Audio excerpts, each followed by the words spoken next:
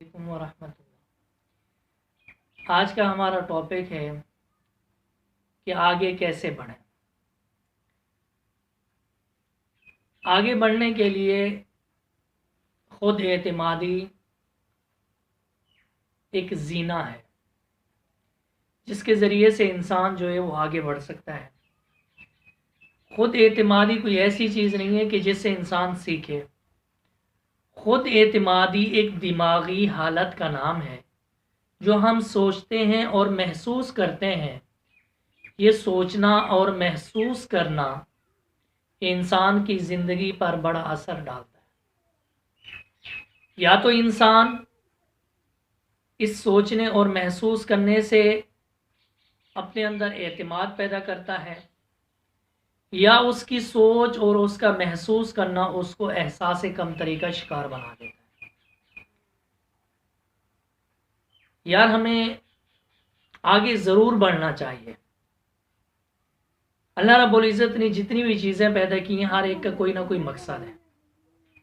جیسے مثال کے طور پر ایک پرندے کی مثال لے لیں۔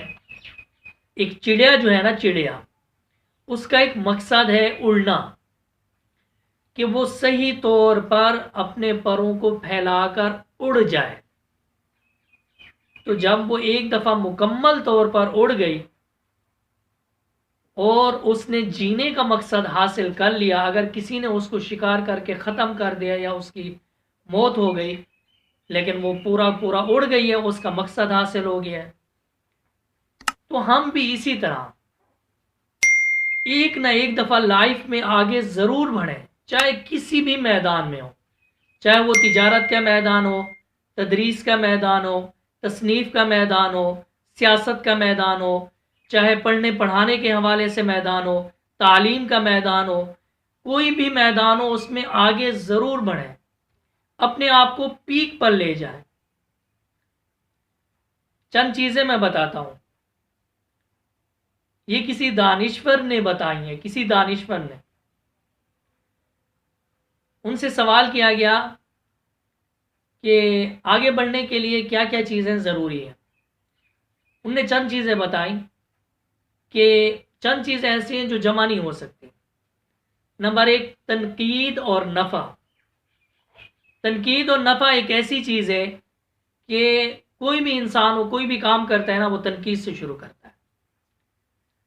آپ اپنی بیوی کے ساتھ کوئی مسئلہ پیش آئے اور اس کی تنقید کر دیں، یہ ہو نہیں سکتا کہ اس کو اس دن آپ کو وہ اچھا کھانا کھلا دیں۔ یا آپ کسی گاڑی والے کے ساتھ کرائے کے معاملے میں الجھ جائیں تو یہ ہو نہیں سکتا کہ وہ آپ کو کرایہ معاف کر دے۔ تو تنقید اور نفع ایک جگہ جمع نہیں ہو سکتے۔ اسی طرح حسن اور وفا، یہ بھی ایک جگہ جمع نہیں ہو سکتے۔ میں ایک جنرلی طور پہ مثال دے رہا ہوں کہ جو لڑکیاں خوبصورت ہوتی ہیں ان سے کبھی وفا کی امید مت لگانا۔ پتہ ہے وہ کیا کہتی ہیں؟ سائڈ میں ہو جا، تیرے پیچھے اور 27 جو ہے لائن میں کھڑا ہے۔ تو حسن اور وفا یہ بھی ایک جگہ جمع نہیں ہو سکتے۔ تیسری چیز ہے کہ ہارڈ ورکنگ اور ذہن، یہ ایک جگہ جمع نہیں ہو سکتے۔ اگر ایک جگہ جمع ہو جائے تو اللہ رب العزت امام غزالی اور امام سعدی جیسے بندوں کو پیدا کرتا ہے۔ اگر محنت ہے اور دماغ نہیں ہے تو کوئی فائدہ نہیں، اور اگر محنت کے ساتھ ساتھ ہارڈ ورکنگ بھی ہے تو یاد رکھیں یہ چیز آپ کو کامیاب کرے گی۔